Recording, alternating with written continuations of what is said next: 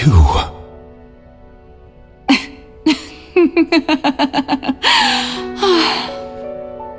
Sorry, that shocked expression on your face is just too amusing. I couldn't help myself. You are not Furina. Who are you? The sweet sound of bewilderment. Marvelous. A sure sign that my attempt to deceive everyone was a resounding success. But to answer your question, I am Focalor. You know, the god. Focalor?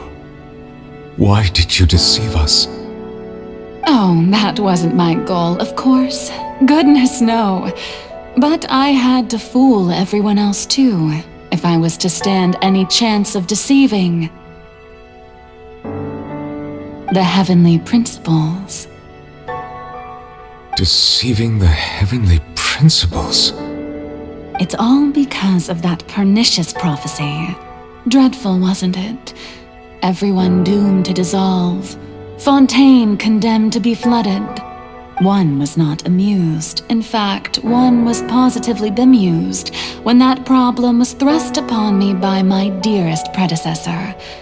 That's the former Hydro Archon Egeria for the uninitiated. It hardly gets more disastrous than a preordained national catastrophe, now does it? She knew full well that the prophecy would surely come to pass. And as one of the seven, she also knew full well that one defies the heavenly principles at one's peril. So yes, as you have no doubt surmised, it was a rather impossible situation that I found myself in. I spent a terribly long time mulling it over, alone on the ocean floor. And I was almost growing barnacles by the time I finally realized there was only one possible solution to this confounding conundrum.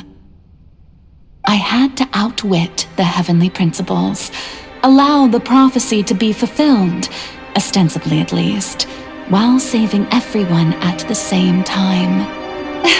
I'm a genius, I know. I can only assume that's why Egeria chose me as her successor.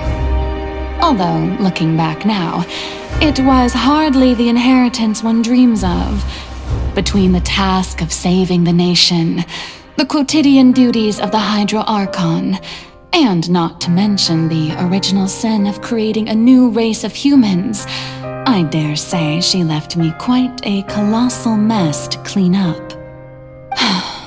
But one can only play the hand one is dealt. I did not choose this, any more than I chose to be one of her Oceanid familiars. So you were also once one of the Oceanids, transformed into a human by Egeria's hand? Yes, I was. I always dreamed of becoming human. And I still do, even now.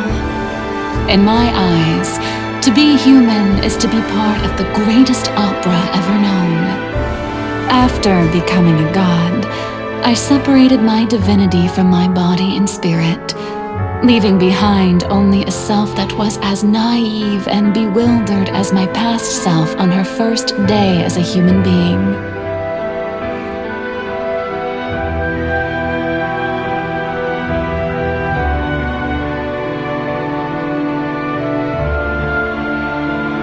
The me you see before you now is that divinity, and the human counterpart I left behind, I named Furina. She could feel joy, sorrow, and everything in between. She could be as vain and conceited, or as meek and vulnerable as she wished. Her strengths were of a kind only a human could possess, as were her shortcomings. But in my eyes, Furina's humanity was what made her perfect. She was perfectly human in every way, the person I always wanted to be. Anyway, so then I cursed her. All part of the plan, of course. The plan to deceive the heavenly principles. Do you still remember the final scene of the prophecy? The Hydra Archon, alone, weeping on her throne. In order that the prophecy might appear fulfilled, I invited Furina to be an actress, to play the part of the Hydra Archon in the prophecy. Under the curse I placed on her, so long as I, Focalors' divinity, continued to exist, she could not die. But nor was she free to live her life in the pursuit of happiness.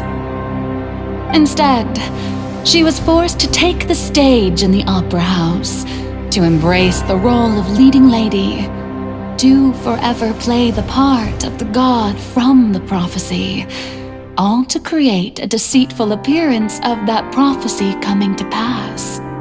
I suppose now you probably understand why your court is called the Opera Epiclese.